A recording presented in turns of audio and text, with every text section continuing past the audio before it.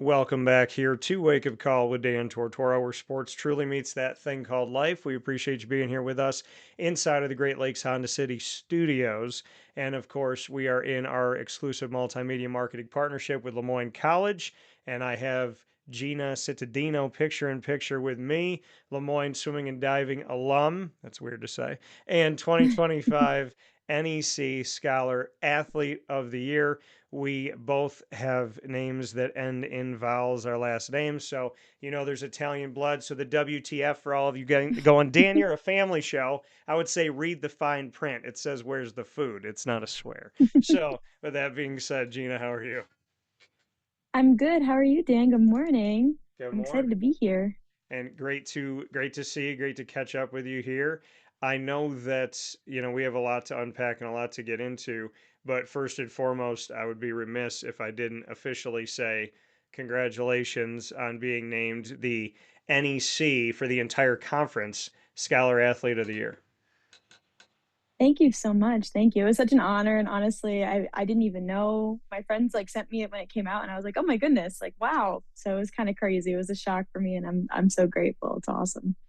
Yeah, and I mean the great thing about this too is, honoring the student side of student athlete, which Hmm. Lemoyne cares about, right? The student and student athlete. We don't see that in Division One everywhere.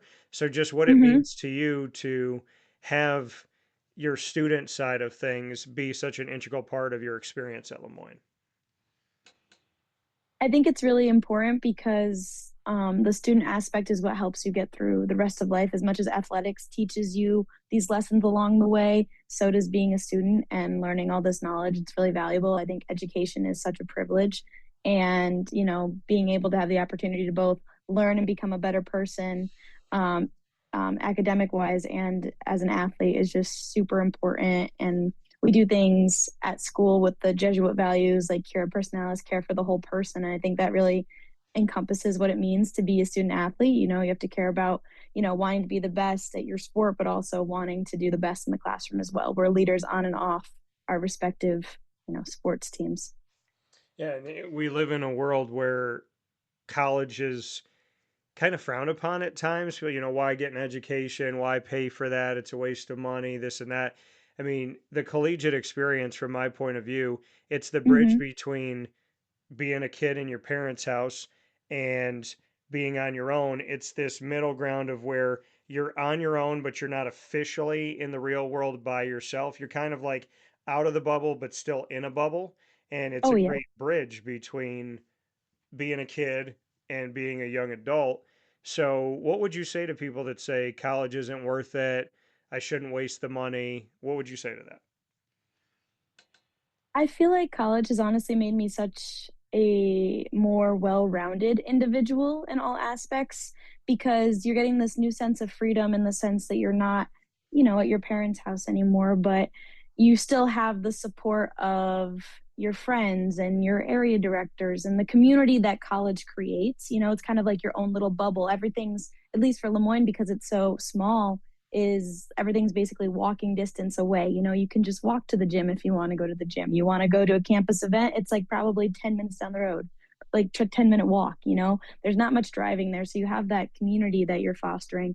And I think that college just helps you open your mind to new ideas, new perspectives in the world, and be able to talk to new people. And I think that that's really important, just the human connection aspect of college. So it's pretty cool.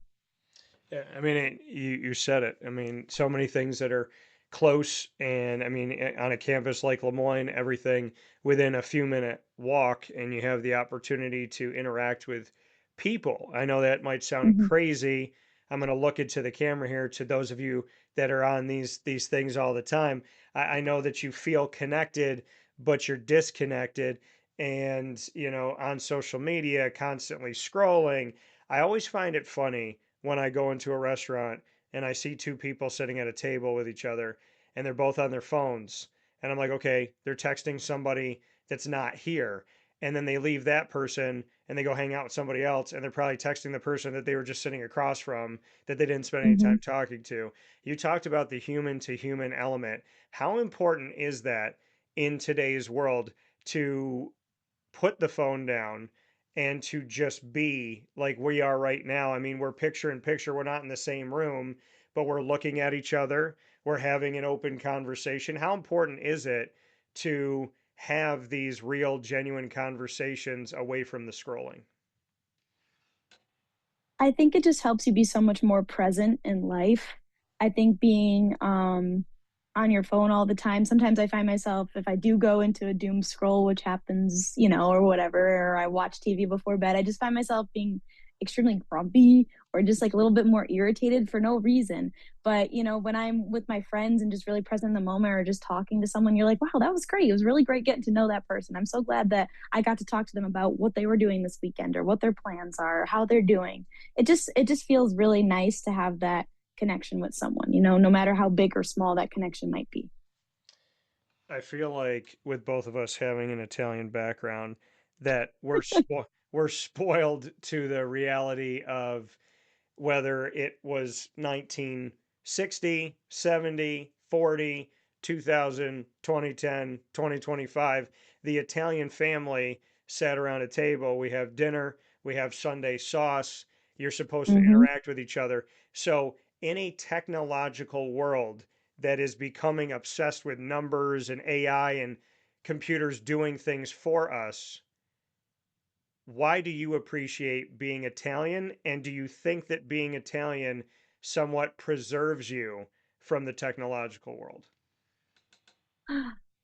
Oh my goodness. I think that in Italian culture, just being with your family is a huge aspect of it. And I'm sure it's like this in other cultures as well. But I talk my hands all the time. I was actually sitting on my hands to prevent the hands from flying everywhere because it's a big part of my self expression. But I think there's always that community aspect and the fact that, you want to sit down and see how everyone's day was and you want to do that. And I'm not saying it necessarily protects me from social media because I'm still on it and I'm prone to it. But having that time at like the dinner table and just like putting phones away, like it doesn't even seem like a big thing. It just is kind of normal in our household and or at family gatherings and events and stuff like that. Or like my church every year does a big Italian festival and we're always like out there volunteering. It's just like great to get out and see people. So I think in a way, the Italian like culture is just very inclusive and just we love to chat about anything and everything forever, probably the same point about 50 times just to say it. So we just like to chat. Yeah, you made me feel better because sometimes I repeat myself and maybe we just call it the Italian echo. So Yeah. that's essentially what it is. Now, Hmm. you and I can both live in this world of we've probably had friends or someone that we've come into contact with over time that has said, "Why are you talking so loud? Why did you interrupt me?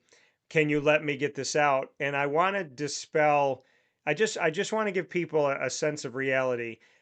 In an Italian household, if you do not speak up, then you don't get to say anything.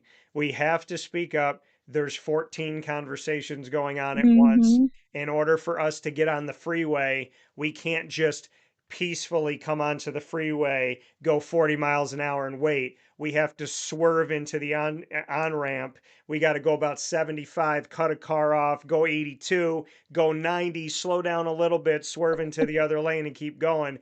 So can you kind of go with me on the fact that if there's anybody that you have interacted with in your life that has been like, Gina, why are you so loud? Why do you interrupt? Why do you get so like with your hands and you get, emotional or you just get really into it? Can we just, let everybody know that it's something that has to do with our culture. And it's not that we want to interrupt you, monopolize, or take over a conversation. It's that we're used to fighting for a place at the table, essentially. No, absolutely. I could 100% agree, especially when I get really excited about things. My hands start flying everywhere and I start talking a million miles a minute. And it's just, I think I'm a fast talker in general. So, say it even comes to like school presentations, they'll be like, Gina, were you nervous? You were talking so fast. And I was like, no, that's just how I talk. Like, that's just how I am. I talk fast, I talk a little loud. Sometimes I can be a lot, but it's just who I am. I don't mean it. I'm not yelling. I'm just I don't know. We're passionate about the things that we talk about. That's all.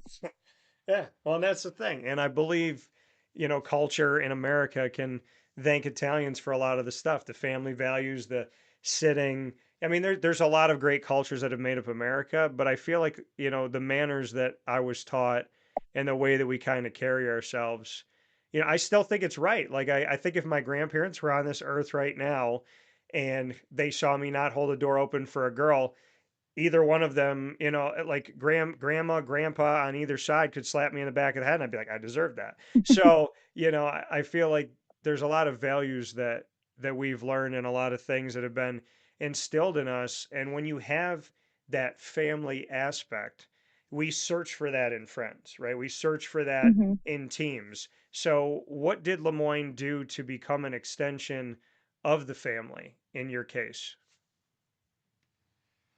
That's a great question. When I left Lemoyne, I just, every time I would leave to go, to my home here, I'd just be like, wow, I left home. Like Lemoyne became a second home to me. And I think they do that with all the support systems that they have, whether it was, my RAs my freshman year, which then led me to want to become an RA, or the area directors and the people. We had programming boards that would plan events for us. But even like my team, just having always having a team to rely on, whether it's your teammates or your coaches, it's like a built-in family right away. And I'm a pretty social person. And my first day, I told my roommate, I go, hey, we're going to fake it till we make it. We're going to go out. We're going to make friends. We're going to talk to everyone. And she was pretty shy, but I was like, listen, we just have to do it because everyone else is in the same boat. Everyone was looking to make friends and everything like that. But just being like having a team was so great because you had so many people to fall back on. And being a freshman, especially, you had your upperclassmen to be like, hey, like, who do I take for this class? Or what should I do in this situation? Because they've been through it before. Yeah. And I think that that's one of the greatest parts about being on a team in college is having that extra support that not everyone gets a chance to have. Yeah, and like you said, I mean, something to fall back on. You have that team aspect, that built-in family, so to speak. There are teams that say that they're a family and they're not. And there's teams that Mm-hmm. say that they're a family and they actually have that connection. What is the swimming and diving culture like at Lemoyne now having been through it? I honestly feel like with any teams, there's ups and downs, and we go through things for sure. But we've made it a priority, especially within like the last few years, to truly improve the culture on our team and improve the camaraderie.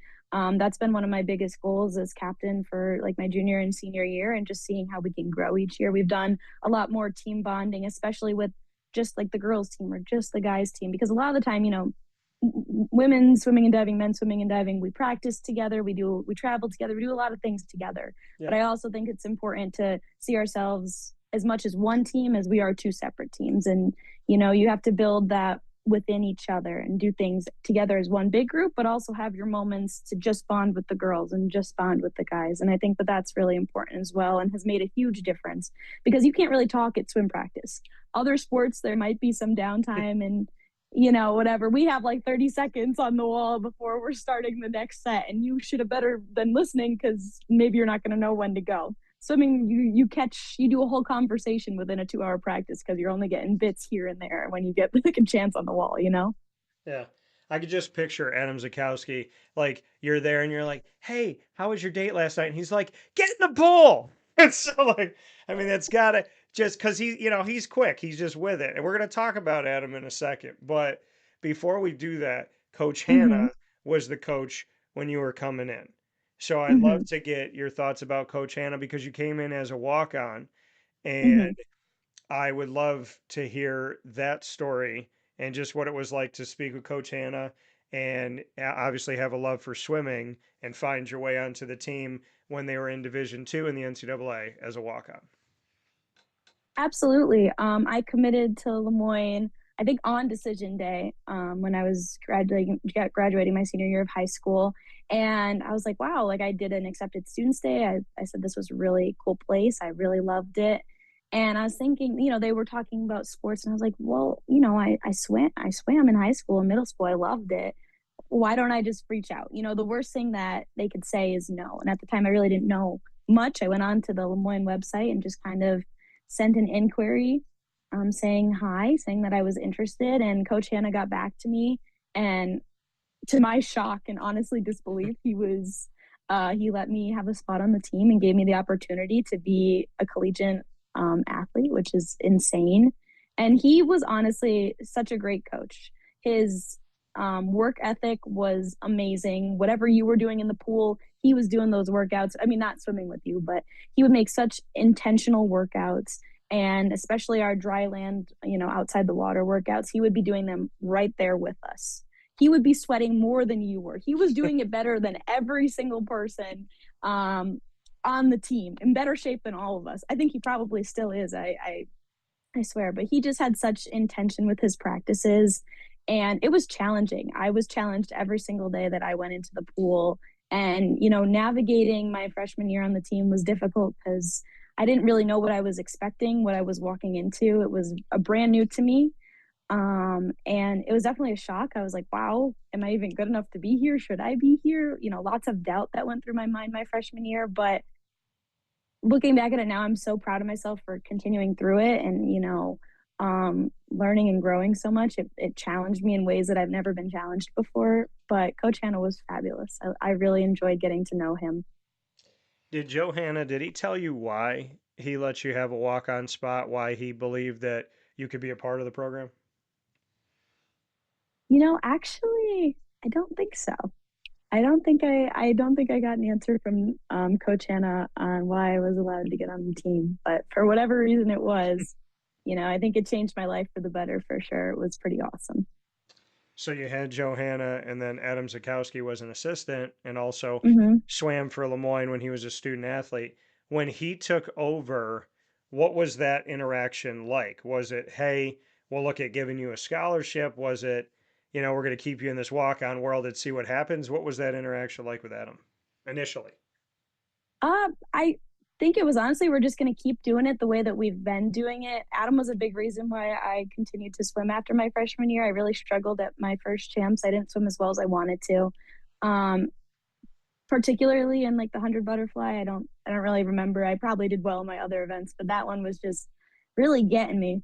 But he was honestly the reason that I even wanted to come back to swimming. He made me feel like I did add something to this team and that I did have potential. And it was nice just knowing that he saw that in me and grounding me in that moment where I really felt out of control. So Adam's just been wonderful in that way for me and helping me work through um, almost this discomfort with failing at something when I'm used to in the academic world doing well, when I'm trying and putting in the effort. But swimming, you don't always get that immediate Yeah. gratification that I was able to get in academics. And so, I mean, when you are so successful in the classroom, you talk about the word failure, and I'm going to give you kind of what I see, and then you can tell Hmm. me if you think I'm totally wrong. But I, when you go after what you want in your life, when you're Hmm. willing to step out of your comfort zone, when you are confident and courageous, and people misunderstand courageous doesn't mean that there's an absence of fear. It means that you've decided that fear is not as important as your faith, not as important as what you're striving to do and looking to accomplish. So I'm going to give you a little angle on this. And like I said, you could tell me if I'm totally wrong. I don't think that someone who goes after their passion, what they desire, what they believe in, what matters to them, what's at their core, what they pray to God about. If you go after that and you don't necessarily get the outcome that you want, you don't get the A in the classroom, you ask somebody out, they say no, you go to get a job, you don't get the job. You are swimming, you don't get the time that you want. In my case, growing up playing basketball, I make two shots, I miss the third one. Like when there's this world of people describing failure, I don't think I've ever failed because I've always bet on myself and I've always Hmm. strived to do the best I can and I've sought to learn where I've made mistakes. So, do you think that you ever truly have failed, or do you see it in a similar way as me and say, hey, I might have not have gotten the best day in the pool, I might have not gotten the numbers I wanted, I may have not have had the best moment, but I wanted to do this, my heart was in this, and I went after it with everything I had.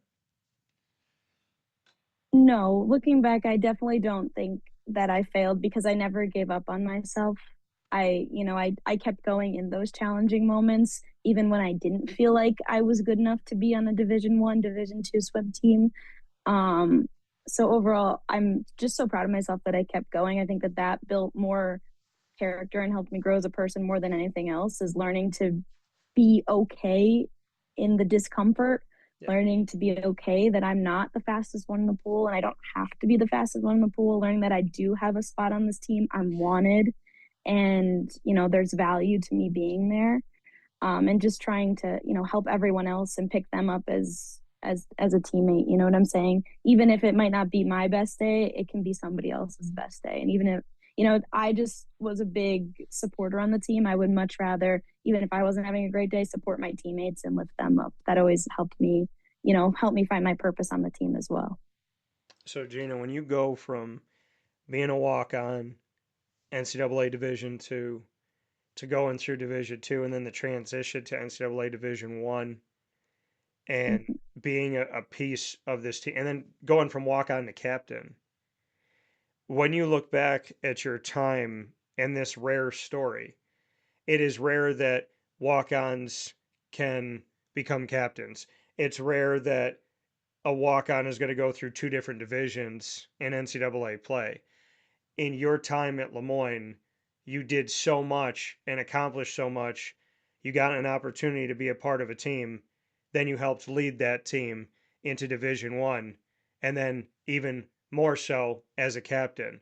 Have you reflected on the fact that you went from maybe the redheaded stepchild feeling, right, to being the person that is standing there as an extension of the head coach, as a voice?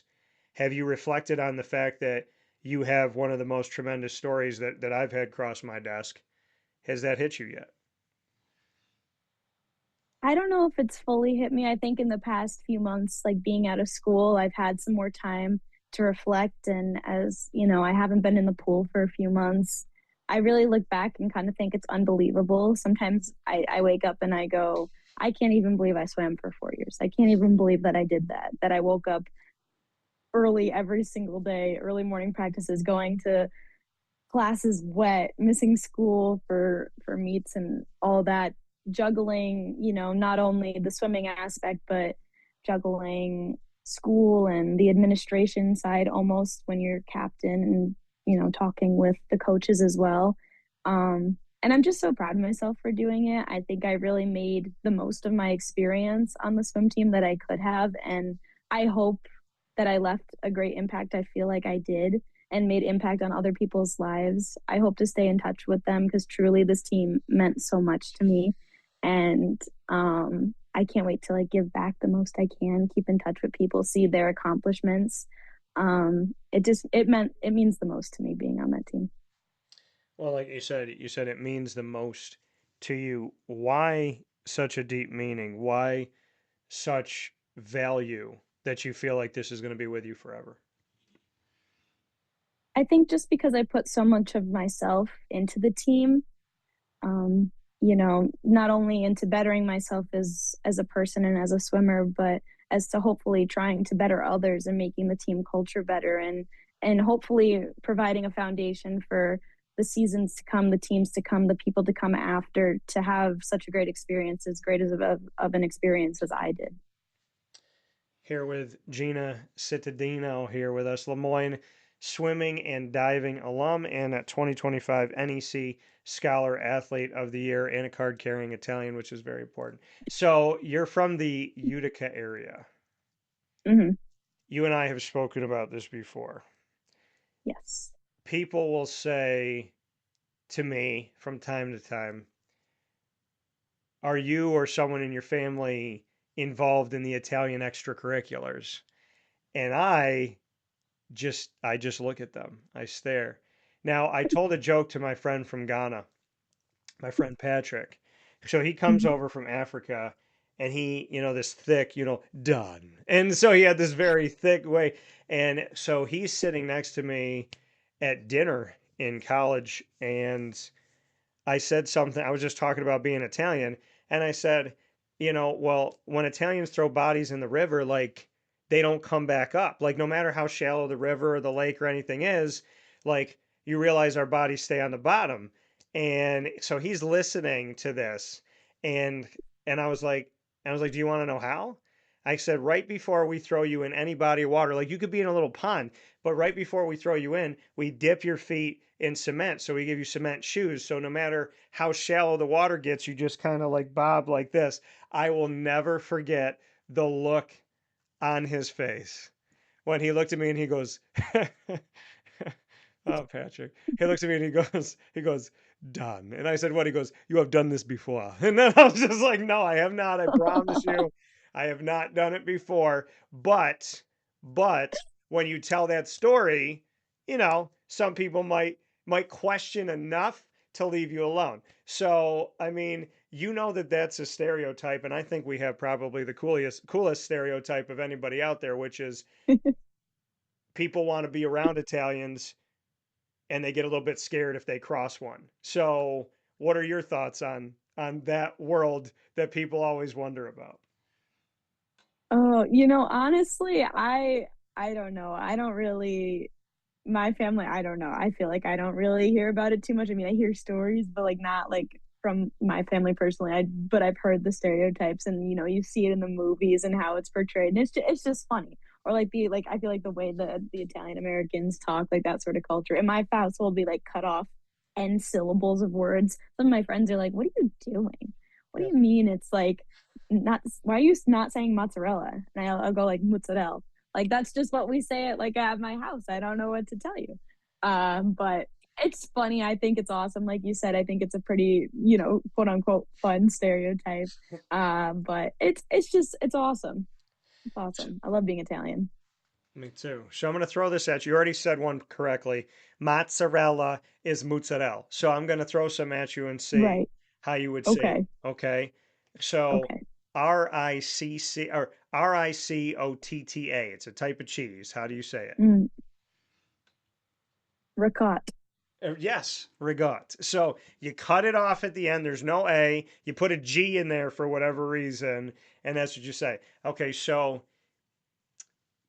the soup, pasta, Oh, Fagio, or yeah, Ioli. How do you say that? pasta fazool. That's right. Now, so I'm going to tell you, I was in working in a restaurant back in the Mhm. day, and we had four different soups at the time, something like that. And I'll never forget where I was. I don't even, I remember where I was in the restaurant. And I went over to this guy and I said, "What would you like?" And he said, yeah, "I have the pasta fagioli." And I looked at him and I said, "What?" And he said, "The fagioli." And I said, "What are you talking about?" He goes, "It's right there." And I was like, "Okay, all right." I thought to myself, like this, in those moments, like in Italian, we need to step away from you. All the weapons need to be taken. Like we have to be out of the kitchen, put the knives somewhere. We need to be talked Oh, to. I needed cold water on my forehead. I needed to like go to church. But I came back to the table and I said, "Sir, we didn't have any pasta fagioli, but I was able to find you some pasta fagioli." He didn't understand what I was saying, but but he just kind of looked at me, and I thought to myself, that's got to be the worst party foul of anybody ever attempting to say an Italian word in my life. But there's one that's close. Manic. Wait, Manicotti. wait. M-E-N. Icotti. Oh, wait. I don't know if I know that one. So it's I would say, so Americans say manicotti. oh, okay. Yeah. Okay. Like, I don't know. What did you just say? Like manigot, like manigot, something Yeah, like that. yeah, I don't yeah, know. yeah. I don't know what Monagot. that is. So yeah, people look at me they're like Monagot. They're like that. There's no way that manicotti and Monagot are the same. I said it's the same. I said, No. listen, when you are stuck, put a Mm-hmm. D or a G or both. Like marinara sauce, marinade. Marinade. Yeah. Marinade. You got it. Yeah.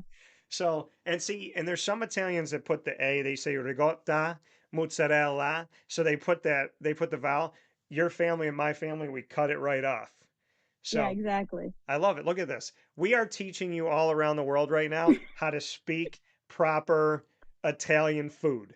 That's because that's what matters. Like if you want to survive around Italians, you just got to know how to say food. Because if you're in an Italian household and there's like 40 of us and we're in a room and you say Hmm. manicotti, mozzarella, fagioli, or what was the other one that we had here? Marinara. Or marinara.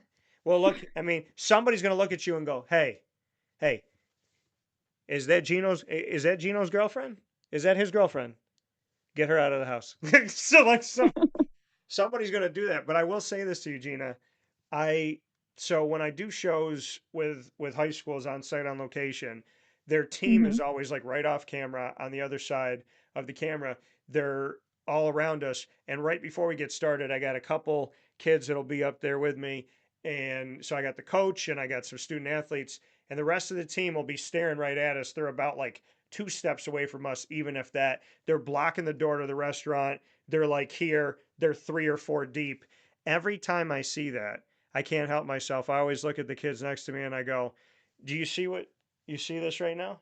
You see how your teammates are blocking the door and all staring Hmm. at you in silence, waiting to make fun of you, waiting to say something about you, to critique something, to yell something out?" I said, "This is the scene that every man or woman has to look at when they bring a guy or a girl home to their Italian family, in my opinion."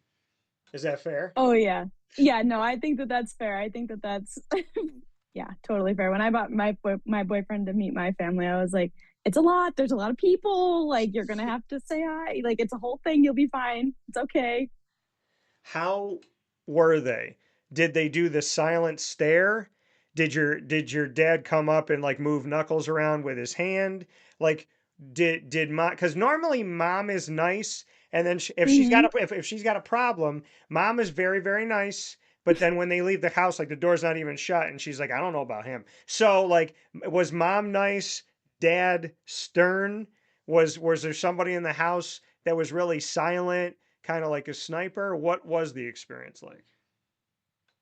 No, actually, everyone was very, very friendly. Everyone was very, very nice. There were no things. The big one was I think my brother's graduation party. He came up for that weekend and he met a lot of my family for the first time, and I heard that like one of my uncles were like ripping into him and being like, "You better treat her right," and all these types of things. It was just kind of funny. I heard about it later. I was like, "Oh my goodness." Well, But not surprised. no. And you know what? You just gave the perfect Italian answer. I asked you if anybody was mean, said anything bad, or in any way, shape, or form was scary. And you said, no, absolutely not. They were all wonderful. You protected the family. So it's just what you have to do. So Gina knows, hey, you know where your bread is buttered, literally, at the house. So do you have in Syracuse, since you went to Lemoyne, do you have a Mhm. favorite bakery or place to get Italian bread? There's one correct answer, but I just want to hear from you if you have a place. Oh, Italian I honestly so I didn't have a car on campus, so I really didn't get out much, so I don't really know any good Italian bakeries and bread, but I did love going to Avicoli's for dinner. That was probably one of my favorite Italian spots to hit out when I was out in Syracuse. So you say Avicoli's, very correct answer. We are proudly partnered with Avicoli's, and I love their tortellini. I love Mhm. everything over there. Their Italian wedding soup, because not everybody does that right. They have really good margarita pizza, and they have a grandma's pie, which is the square with a little bit of sauce, cheese. There's like a texture that's different than the other pizzas they have. Then they have a dollop on each slice, a dollop of mozzarella with a little bit of Mhm. basil. It is, I think God hand prepares them. But I have to ask you, what's your favorite meal at Avicoli's? Alright, my go-to is the vodka Riggies. I just think you can't go wrong. Their vodka sauce is delicious. I love it there. And that's what I get with the tortellini. I get the vodka sauce, and I either get chicken or shrimp. I So the correct answer for bakery and Italian bread is Lynn Court, which is right off Court Mm, Street, and okay. their Italian bread is incredible. They have the long loaf, then they have the circular one that you can cut, and Yes. they have donuts that Mhm. nobody knows what these are. So, do you know what a kegli is? I don't know if I do, no. Okay, A Kigley? so the kegli. It's a long donut, chocolate or vanilla on top. It's not filled with anything. It's not an eclair, Oh, but oh, oh, okay. I know what that is. the long john. We Yeah. just call it a finger. Yeah, yeah, yeah. Yeah, you call it a finger. So there's the long john, and then we call it a kegli. So I didn't realize this until recent years. But if you go out of this area, people don't know what a headlight Mhm. is. They don't know what a tail light is. So headlight, tail light, kegli, and then you and I have discussed this, but I want to dispel this on actual video and audio so that there's a record account of this. There's upstate New York, and then there's Yes. that little tiny island that I like to visit, but it makes a lot of decisions for the rest of us, probably drastically different than how most of us upstate New Yorkers are. So it's like little island, us.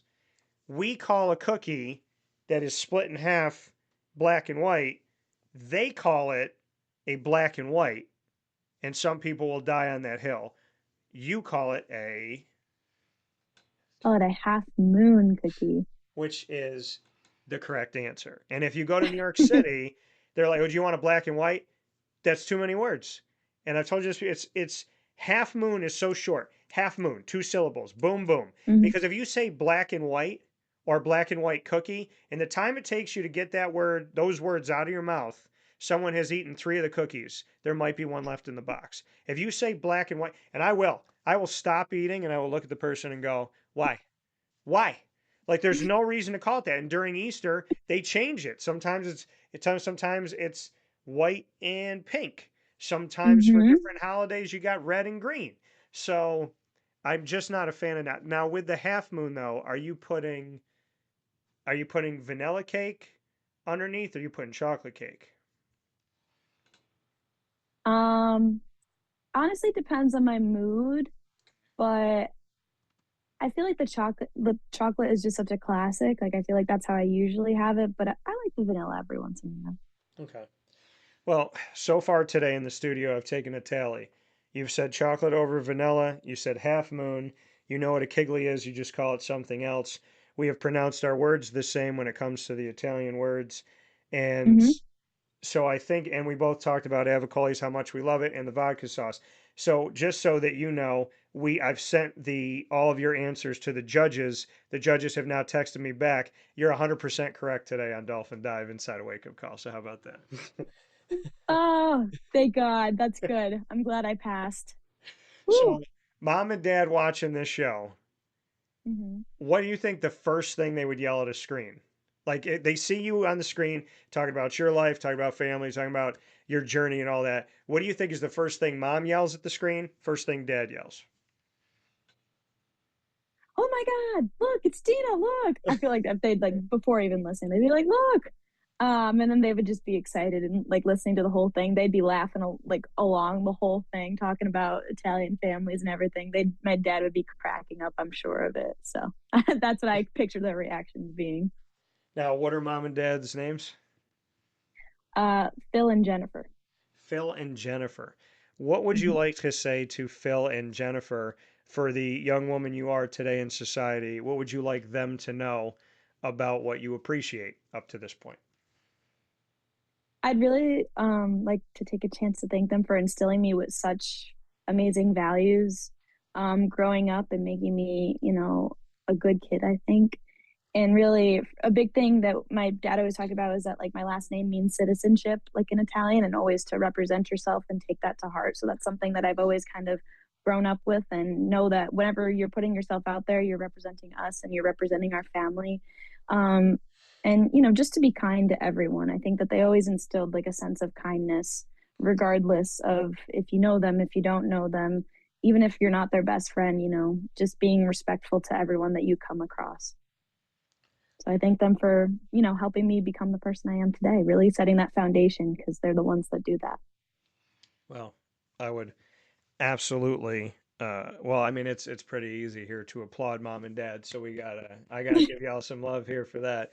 You deserve that, and the importance of those values, right? To instill those things, to be kind, to be respectful, to be humble, to be honest, to be real, genuine, and to lead with a good heart. Those are all things that are an integral part of keeping society society, right? And not Mhm. anarchy. So, like you said, for what your namesake means and all of that, just in how you handle yourself. When you look at the moment that you walked into Lemoyne to now, as Mhm. you have stepped out of Lemoyne, how do you view the person that you are becoming and the knowledge and the wisdom that you've gained? When we talk about, your name having to do with how you carry yourself and how you represent your family, how do you feel you've done that from the stepping into Lemoyne to now stepping into your new chapter? I feel like I think I've done a really good job. I think that there's been lots of, growing along the way, learning things about myself, becoming, more responsible as my time throughout college would go. But I think I've just been doing one step closer every year to becoming, my dream of being a dentist. I just take one step at a time and trying to be as proactive as possible to make my dreams come true, having my family and friends support me as well as professors, um, area directors, etc., being really there for me.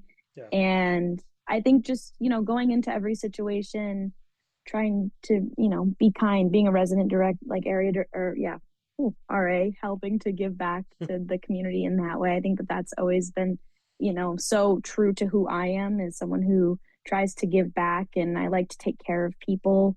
I think that that's just been a big part of my life growing up, having that sense of care and wanting to help others. And I think that it's only gotten stronger as I've gone through Lemoyne, being put in leadership positions and trying to, do my best to foster the community that Lemoyne's all about. So I think I've done a pretty good job and I hope to continue. Well, there's a lot that you very easily eloquently put, and it's easy to see it. There's a lot of positives when it comes to what you've done up to this point, how you carry yourself, the type of human being you are, which I've gotten to know, and somebody who speaks very, very highly of you. He calls you the quote unquote total package, like you have all of it. And that is your head coach, Adam Zaczkowski. What would you like to say to him? I'd just like to thank Adam for believing in me, but believing in the person that I am. And even in those moments of doubt when I didn't feel like I was, like I said, like good enough or struggling in this or that aspect of my life. I mean, he probably knows it all. Like I've talked to him about everything, and I just want to thank him for seeing me for me, Yeah. seeing the better in me, and always lifting me up when I need it and just being there. He made me a better person, a better swimmer, a better leader, inside and out of the classroom. So I just want to thank him for everything he's done for me because he's been a big part of my time at Lemoyne and will always, be a big influential person in my life. When he came to you and said, when you found out you're going to be a captain, bring me into that moment for you. I honestly was a little shocked at first being, a junior captain. It was something kind of like different from the quote unquote status quo. It doesn't like happen all the time. So really all I wanted to do was do a good job and do the best I can and really work with him, work with the other coaches, work with my other co-captain, Mary Lauren Burke. Love her so much. I really relied on her a lot my first year being captain and kind of almost was like under her wing basically and would try to help and support her in whatever ways we could. I thought we worked really, really well together to support the team. And it taught me a lot about like how the inside and outs of being a captain works. Like how do you balance that with being a teammate and then also, having this sort of like authoritative figure as well. So it was definitely a learning curve. And I was so grateful for the opportunity because I'm glad that my teammates felt safe enough to vote me for captain, as well as the coaches thought that I was a good pick to be a moderator between the team and the coaches. So I just felt really honored. Adam is a very organized person. I'm Yes. pretty confident that he is not only ready for 2037, but he's also ready for the end of the world. So, what was it like to work hand in hand with him, be in his office, like you said, have these meetings, sit down with him? What was it like to learn from someone who does appreciate structure and does like to make sure that they handle what they can control? I thought it was great because I think that I work pretty similarly. I like things organized and everything in a structured way. I like coming up with a plan.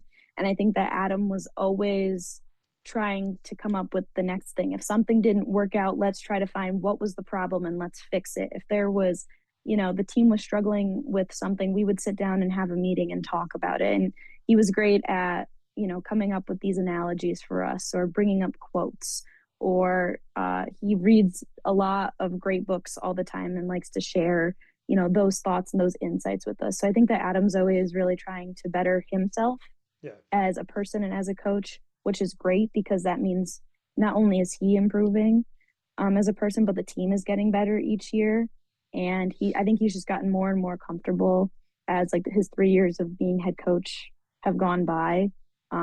Really stepping into that role and embracing it fully. A lot of positive words. And so, Adam, I know that you're watching and listening. You owe me one. And also Gina. No, I'm kidding.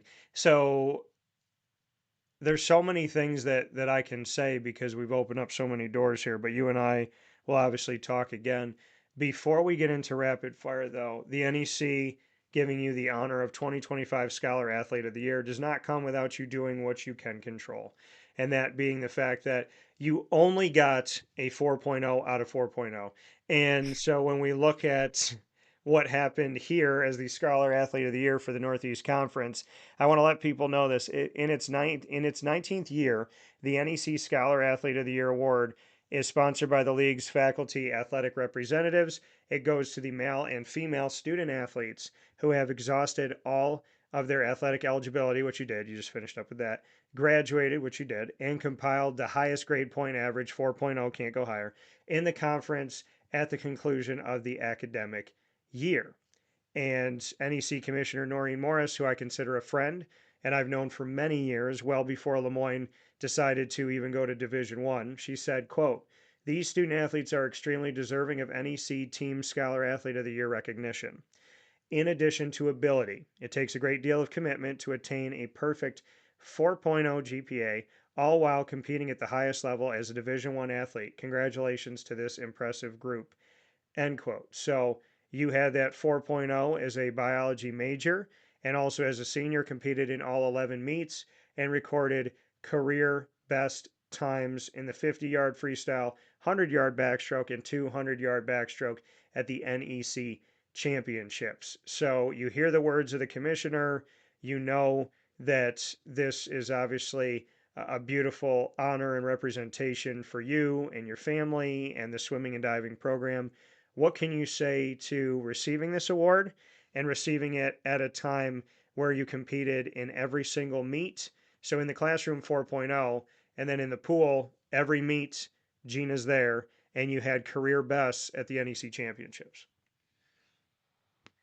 I just feel so grateful and so lucky to be recognized with this award. And it wasn't just me who made this possible. It was all the people that really supported me throughout my journey at my time at Lemoyne, whether it was my professors in the classroom being willing to work with me when I missed material, or like I said, my teammates and my coaches really helping me through swim stuff, but also school stuff. It's never just because of me. As much as I'm helping in there and preparing and doing my best on my end, I can't do that by myself, and I couldn't do it alone. So I really just want to thank all the people who have really influenced me during my time at Lemoyne. It's been such a special place. It's such a cool honor. I would have never expected this going into my freshman year, and just to see me now, it's really cool, and I'm really proud of myself. But thank you. Yeah, of course. Well, listen, you've earned it. You've given a lot of credit to your family, to your teammates, to people that are around you. But I can say it. You can be humble. I can say thank you for the work that you've done. Thank you for talking about being a student and not just being an athlete. Thank you for the hard work that you've done in the classroom because it doesn't come easy. Thank you for representing your family well and caring about family values, especially at a time where this country and this world needs all the things that we've talked about today. And thank you for believing in yourself because somebody somewhere is going to see this or interact with you or hear your story, and it's going to help them not give up. It's going to help them keep going. It's going to make them think that they can. And so I just want to thank you for the lives that you will undoubtedly help by the fact that you never gave up on your own.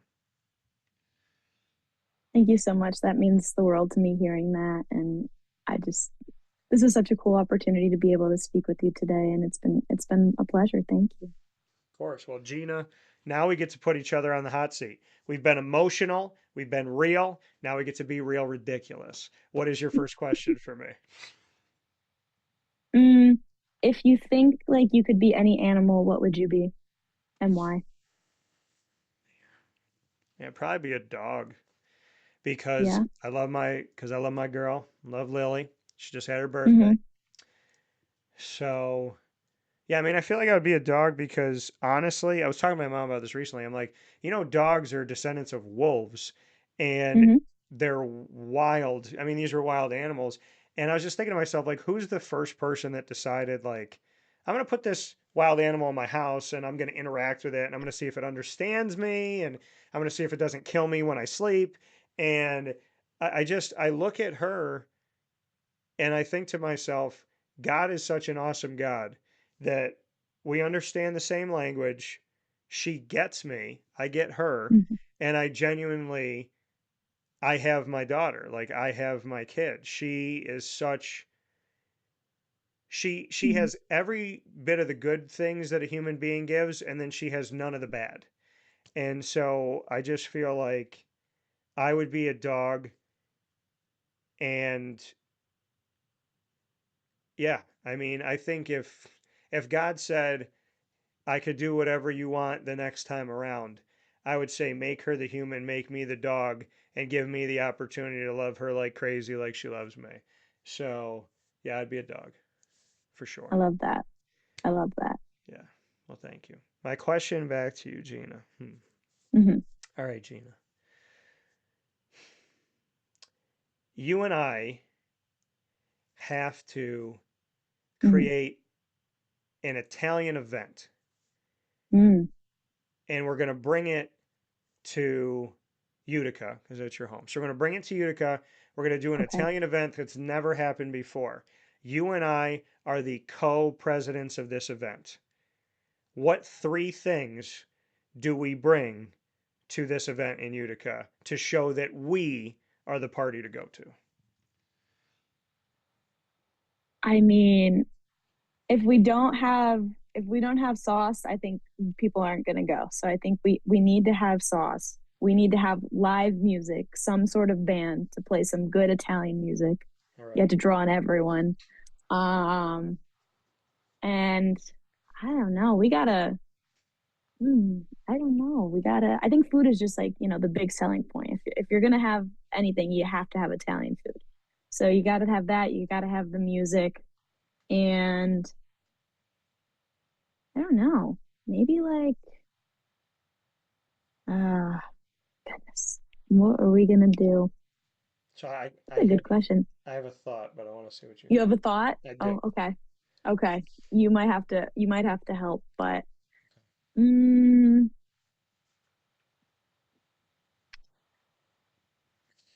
I don't know.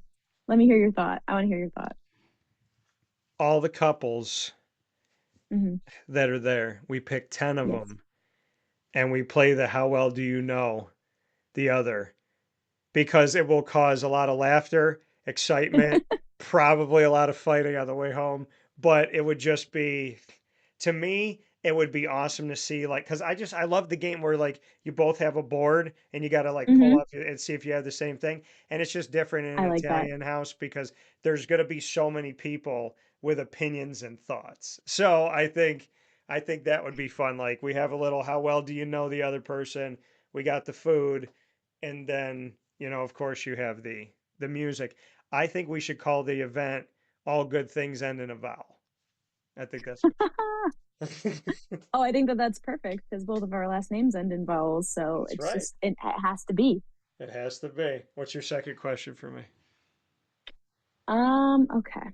Let's see. I think my second question is hmm, if you hypothetically could like switch places in someone's life for a day, who would you like to switch with? Mm, Just for a day. for a day. Man. I've always said this, and people that know me know that I'm not kidding. I think some people might think I'm kidding, but since I was a little kid, not for the power, but for the ability to make positive change, I'd want to be the president of the United States. So I'm going to switch places with President Trump and for 24 hours. I want to find out if aliens are real. So my stomach, my stomach is going to drop. So my big brother Joey, his fiance Diana, so she's in the military. And I said to Diana, I was like, I gotta know. So I was looking at her, and she's just honest, nice lady, whatever. So I looked right at her. We were standing in their house. This was a few weeks ago. I said, Diana, are aliens real?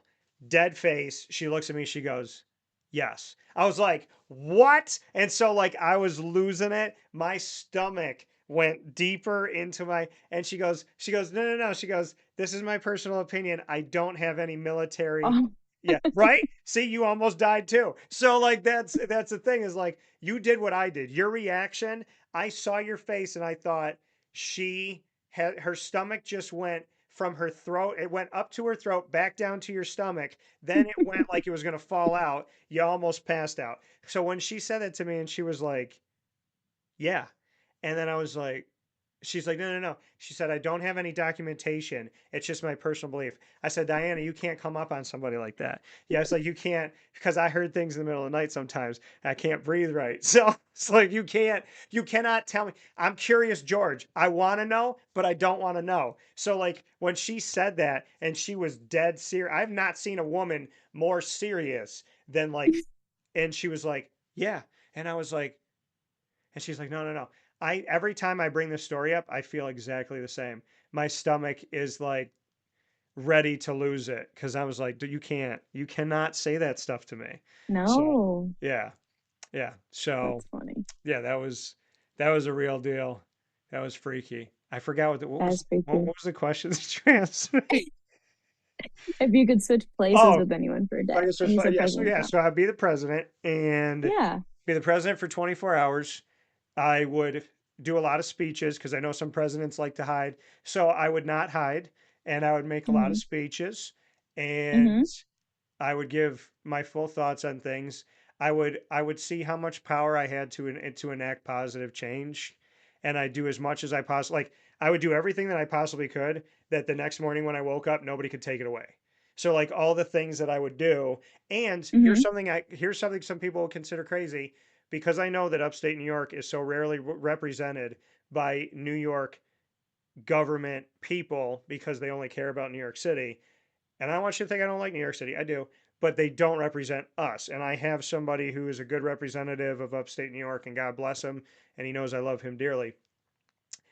I would do some law that would give us more representation in upstate New York, if not Mm-hmm. severing New York City, Long Island completely and letting us vote on our own so that upstate New York could actually have a voice. Because I think a lot of people in upstate New York feel that whatever the island chooses, we're stuck with. And we very Mm-hmm. rarely feel like we're heard. So I would Right. put something into law that upstate New York would be able to govern itself and not be at the mercy of New York City. Gotcha. I like it. That was like so thoughtful. That was so I thoughtful. I couldn't loved tell it. Do you by know in high? I couldn't tell by your face. I'm like, does she hate it or love it? I can't tell because you just went, No. ah. So, No, it was just interesting. I'd like never thought about that before. I don't know. It was so well thought out. I didn't even think you were gonna go there. I love it. It's great. so I that's was what, actually voted most likely to be president in for my high school senior superlative. So maybe one day I'll be president. well, I will tell you this. I need a Secretary of Defense because my very close friend that I consider a brother, Isaac, he is refusing to be my Secretary of Defense, not because of me, but because he has served so many years in the military. So he said no. And I said, well, I need you in my cabinet because I only trust a few people. So you could be my Secretary of Defense in his defense, because what he would like as a single man, he wants to be the ambassador to the Dominican Republic. So he wants me to send him down there to party with the wonderful culture. Well, I have to find a Secretary of Defense. So if you're willing to do that before you become president, that would be something to put on your resume, Gina. Perfect. Sounds great to me. My Sign me que- up. my question back to you. Hmm. All right. If you took over my show tomorrow morning, wake up call Hmm. with Gina Cittadino, who's on the show and why? Nope. 3 people. Okay. My first person would be my sister Sophia because she's extremely funny. She probably thinks I'm not cool. Well, I think she did, but sometimes I don't think she does anymore because she's 15. But Okay. I think it would be entertaining. I think that there's a lot there, Italian sisters and everything like that. So I think she would be a great one to come on the show. Okay. Um, Another one who I think would be a good one on the show is my friend Hannah because she's fabulous. And I swam with her in college. She was wonderful. I was her counter. She swam the long distance. I didn't. But I think that she is so funny and we are opposites and almost joke that if we met on a different day, maybe we wouldn't be friends because sometimes we're so like different, crazy, but at the same time, we're like so the same. Yeah. So I think that would be funny. And if I had one other person, I don't know. It could be a lot of different people, obviously, because it could be anyone. But I don't know. Maybe it could be, mm, maybe it could be my mom and we can go over we can't spill like the Italian recipes, but we could like talk about some, good dishes to do or something. Keep Okay. it, keep it local. Keep it to the friends and family. I like it. I appreciate it. You have a final question for me. What is it? Mm, a final question for you is, hmm, who would be like, if you could be interviewed by like someone that you like find really cool, who would you want to be interviewed by? No one has ever asked me this question. So I have many answers. Dave Chappelle, Mm-hmm. Kevin Hart, Oh, great. Jim Carrey. I like making people laugh. So I would like, so yeah, Dave Chappelle, Kevin Hart, Jim Carrey. I'm going to pick one more. I would say if I'm going to pick somebody in the sports world, I'd like Damon Stoudemire to interview me because he's my favorite player growing up. And I Mm-hmm. waited 29 years to meet him. And I met him and I interviewed him and shook hands, hugged. Oh, One of the craziest, cool God moments of my life. And so Damon can interview me for sure. But yeah, definitely Jim Carrey because I grew up on his comedy. I know Liar Liar by heart, beginning to end. Dave Chappelle because I would consider that we could both make people laugh and we have deep thoughts. And then Kevin Hart because I get really tan in my Hispanic Italian ways. And right now the way that the lighting is in here, I'm darker than this wonderful lighting is making me look right now. But I get dark. And when I was down in Charlotte, a woman from Africa was my Uber driver and I made her laugh a bunch of times on the way back to my hotel and she called me her caramel Kevin Hart. So I'd love to talk to Kevin Hart about that and what he thinks that I could be milk chocolate. Maybe he'll like that. We'll see. So and Kevin just came to Syracuse, so he was really funny.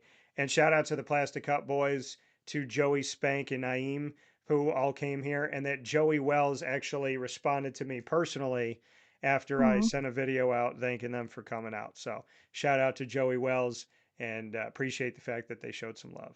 So, okay, I really like that. Okay, so I want to stay with comedy. okay. You have to pick the funniest person in your family, the funniest professional comedian, and the funniest teammate on the swim team. If they were all going to tour and do a show together, what famous comedian, what family member and what teammate would have the best comedy show? Oh my goodness. Okay. Well, we already talked about my sister being funny, so I think we have to do my sister. And I think, oh my gosh. Ooh, this is hard. I think my parents are going to see Jim Gaffigan in December, so we'll put him as my comedian.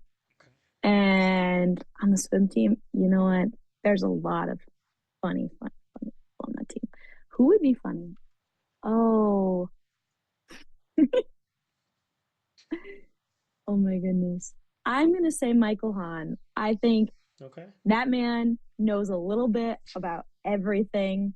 Okay. I'm not even joking. And I think he'd be funny. All right.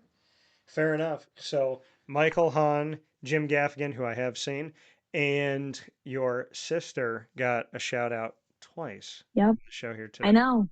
So, sis, you better do something nice for your big sister here. Treat her right. So, that being said, Gina Cittadino here, Le Moyne Swimming and Diving alum, 2025 NEC Scholar Athlete of the Year. And she is currently working in the dental world. She is going to be getting a further degree and more schooling at the University at Buffalo. And we are looking at our future dentist here. I just had four wisdom teeth plus a fifth one taken out. And it's been feeling kind of off after all this. Like it got better. Now it's feeling kind of off. So the quicker that you can get your dental degree and licensing and all of that, Gina, I think I'm going to start coming to you rather than going to somebody else.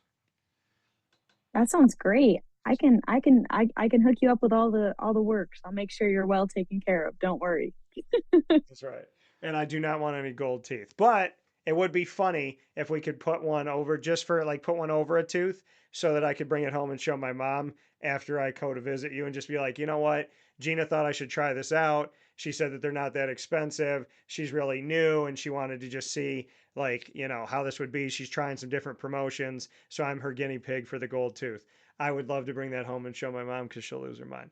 So, with that being said, Gina, for you, your family, for the team, and for all that you're working to do. Thank you for the positivity and the kindness. And as you and I have talked about off the air, this is just the beginning, and we will continue to talk with each other and maybe one day host an event called All Good Things End in a Vowel in Utica, New York. That sounds great. Thank you so much for letting me be on the show today and talking to you. It was wonderful. It was a great time as always. Thank you. I appreciate it. I'll talk to you soon. Bye.